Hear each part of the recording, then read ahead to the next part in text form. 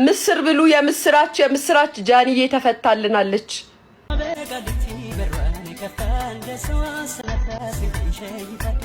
ቲክቶከር ጃኒ ወይም ስመኝ ገብሩ ከእስር ተፈታች።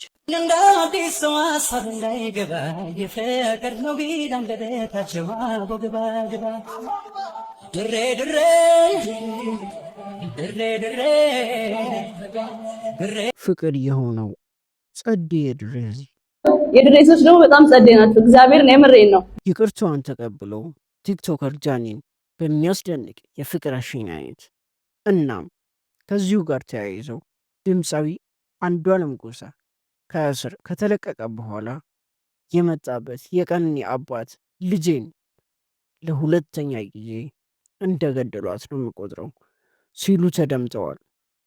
ሁሉንም መረጃ ከተንቀሳቃሽ ምስል ጋር ይዘንላችሁ ቀርበናል። ለዚህ ዩቲዩብ ቻናል አዲስ ከሆናችሁ ሰብስክራይብ ማድረግ እንዳይረሳ። መዋደድ በአንድነት በይቅርታ እንዳደገ የድሬዳዋ ልጅ ነበረ። ጠርቼ ማህበረሰብ አስቀይመሻል፣ ቅሬታ አለ፣ ይቅርታ ጠይቂ ብዬ ያስጠየኳት ዘሴንቲንግ ዛሬ እናቶቻችን፣ እህቶቻችን፣ ወንድሞቻችን የከተማችን ሴት አስተዳዳሪዎች፣ አመራሮች ባሉበት ይቅርታ ጠየቀች። እወዳቸዋለሁ። የድሬሶች ደግሞ በጣም ጸዴ ናቸው። እግዚአብሔርን የምሬን ነው። በጣም የምር ሺቲው አሁን እስር ቤት የመጣው በአመት አያልቅም።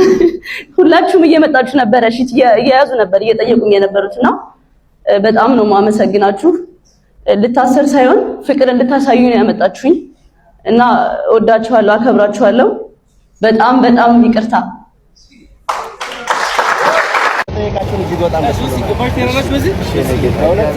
በእውነት ሁሌ አትቅሩ። በጣም እናመሰግናለን። አያያችሁ ነው ፍቅር ጋይስ እንዴት ፖሊሶች እንዴት እንደሚያዋሩ እንዴት ደስ የሚል ሀገር እንደሆነ እግዚአብሔር ይመስገን። እግዚአብሔር መልካም ነው። እንግዲህ ያው የድሬዳዋ ሰዎች የድሬዳዋ አስተዳደር በሙሉ ይቅርታችንን ተቀብሎ ያው በጣም በፍቅር ባልጠበቅነው መንገድ በእውነት በጣም ነው የተንከባከቡን። በጣም ነው የምናመሰግነው። ጃኒን ተፈታለች። እግዚአብሔር ያክብርልን። እናመሰግናለን።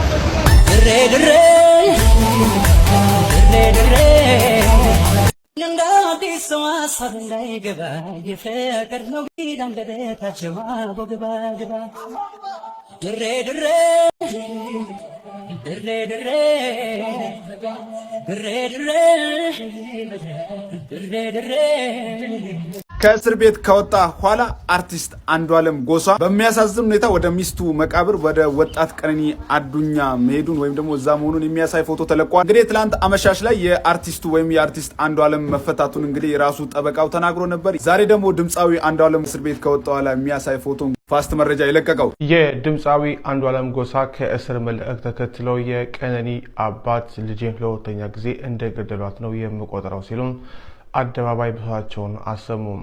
የአንዷለም ጠበቃ አቃቢ ሕግ ክስ መሰረት ስላልቻለ ነው አካልን ነጻ በማውጣት ክስ መሰረትን የተለቀቀው ሲል መግለጫ ሰጥቷል።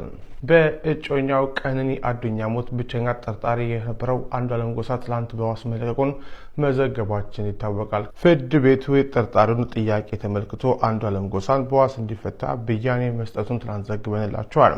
የሙዚቀኛው በዋስ መፈታት ውሳኔ በተመለከተ የሟች ቀነኒ አባት አቶ አዱኛ ዋቆም ልጅን ለሁለተኛ ጊዜ ነው የገደሏት ሲሉ ለቢቢሲ ዛሬ ተናግረዋል። እስከዚህ ሰዓት ድረስ ፖሊስም ሆነ አቃቢ ሕግ እዚህ ላይ ደርሰናል ብለው በግልጽ የነገሩ ነገር የለም። እንዲሁ በብላሽ 3 ወራት ነግዷል። የልጃችንን ደምም እውነታም አላገኘንም። ልጄን ለሁለተኛ ጊዜ ነው የገደሏት ብለዋል።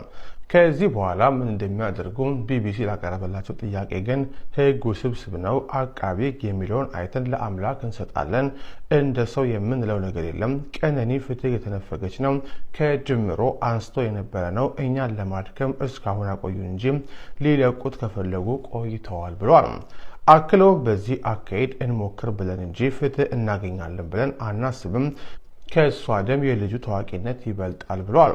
ሞዴል እንዲሁም የማስታወቂያ ባለሙያ የነበረችው ቀነኒ አዱኛ መጋቢት 1 ቀን 2017 ዓ.ም ሌሊት 10 ሰዓት አካባቢ ከእጮኛዋ ጋር ከሚኖርበት ውዳሴ ከተሰኘው ህንፃ 5ኛ ፎቅ በረንዳ ላይ ለጊዜው ምክንያቱ ባልታወቀ ሁኔታ መውደቋም ለህልፈቷ ምክንያት መሆኑን ፖሊስ አመልክቷል።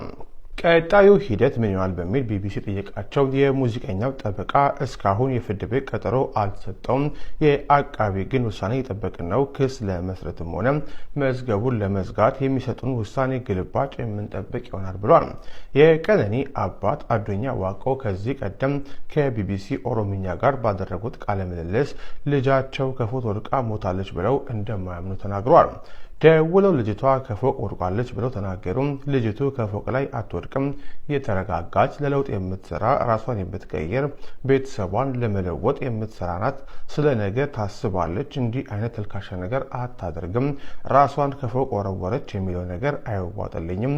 ሰው ጎድቷት እንድታደርግ ገፋፍቷት ካልሆነ በስተቀር ብሏል። እኛ የምንፈልገው ፍትህ ብቻ ነው። እኛ የምንፈልገው የልጃችንን ደም እንጂ ሌላ አይደለም ሲሉም አክለው ተናግረው ነበር። አስከትለውም ሆኖም አንዱዓለምና ቀነኒ ጥሩ ግንኙነት እንዳላቸው አውቃለሁ ብሏል። በምዕራብ ሐረርጌ ዞን ዳቦ ሎሎ ወረዳም በሚጨታ ከተማ የተወለደችው ቀነኒ ከልጅቷ ጀምሮ በትምህርቷ ጠንካራ እንደነበረች የህይወት ታሪኳ ያስረዳል። በ25 ዓመቷ ህይወቷ ያለፈው ቀነኒ በ2011 ዓ.ም ከአርባ ምንጭ ዩኒቨርሲቲ በሃይድሮሊክ እና ዋተር ኢንጂነሪንግ ተመርቃለች ሲል ቢቢሲ ዘግቧል።